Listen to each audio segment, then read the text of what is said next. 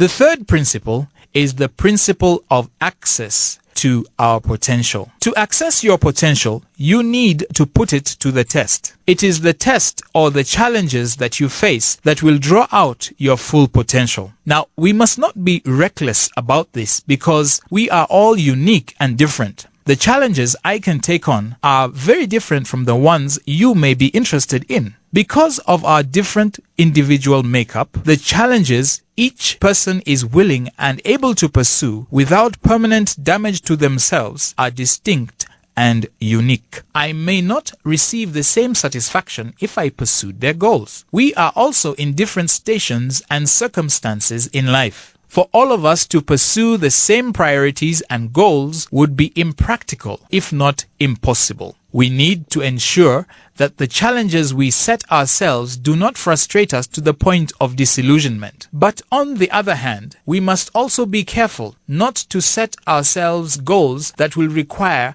no real effort on our part to achieve. We must set challenges that would not only motivate us, but also inspire us to action. Before we go about setting ourselves challenges, we should conduct some sort of self-evaluation to determine what we are capable of and have the potential to pursue. We need to broadly establish our strengths and weaknesses in order to make some sensible assessment of possibilities and take full advantage of opportunities that come our way. Admittedly, your potential is more about what we do not know about you than what we have seen so far. There are useful leads and pointers you could get from your friends, relatives, associates, and business colleagues who may have seen indications of things about you that you do not fully appreciate about yourself. They can give you some indication of where your potential lies. We can also obtain a number of leads to our potential from our education, exposure, experience, and developed expertise. These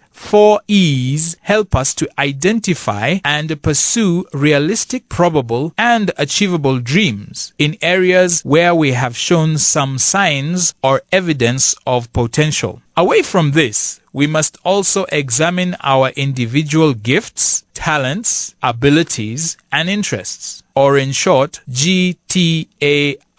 Perhaps above all else, these hold the key to our individual purpose and also reveal what we will find satisfaction and fulfillment in pursuing. Let's examine each in turn. We'll start with gifts. Gifts are physical, spiritual, mental, or emotional endowments and qualities that you just have. You put in no effort to receive them. You were born with them, like your height, for example, or your courage, or some other permanent feature of yourself or your nature. Doing something about gifts may enhance them, but will not necessarily improve them. Your gifts will give you distinct advantages in specific pursuits. A tall fellow may be suited to play basketball, but we need courageous people in the army and the police force. Abilities. Abilities are all the functional faculties and facilities at your disposal. Legs, for example, can be used for walking, running, or driving. The ability to think gives you tremendous opportunity to positively influence your environment. We do not often think about it, but abilities give us incredible leverage, especially in technical areas and professions requiring specific competencies. A person's eyesight can be a determining factor for qualification for training as a pilot, while numeracy is essential to the accounting profession. A person who shows an ability to work well with children is likely to make a good teacher or coach. We use our senses and abilities to perfect work skills and develop excellence in anything we do. The third item we must investigate is our talents. A talent is what you do naturally or easily that everyone else finds difficult or must put in significant effort to master. You can spot a talented soccer player by his apparent effortless mastery of the game. Talent is always attached to an activity or discipline such as drawing, swimming, mechanics, or cooking. It is what you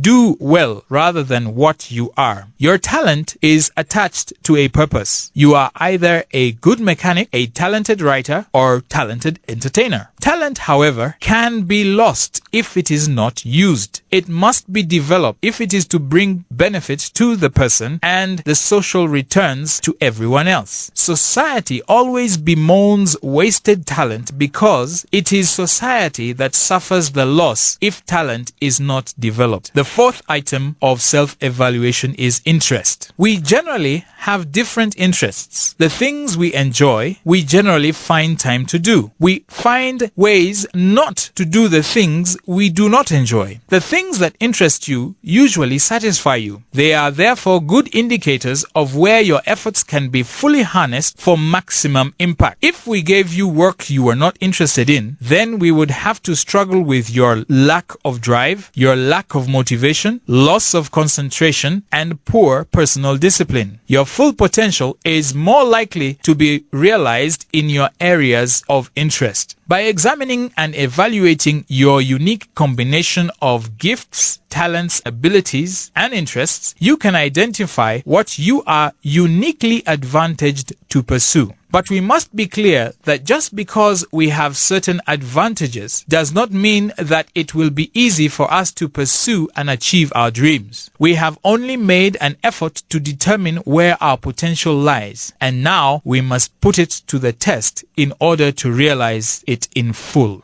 In all this, it is the combination of your GTAI that is important. Others may have talents and abilities that need discovery and revelation because they have never had opportunity to have been evident before. Prayer is a good measure to engage in at all times, but especially at such a time when you require godly wisdom to identify your potential. Under the principle of access, there is nobody who does not have any potential. The challenge we have is how to access that potential.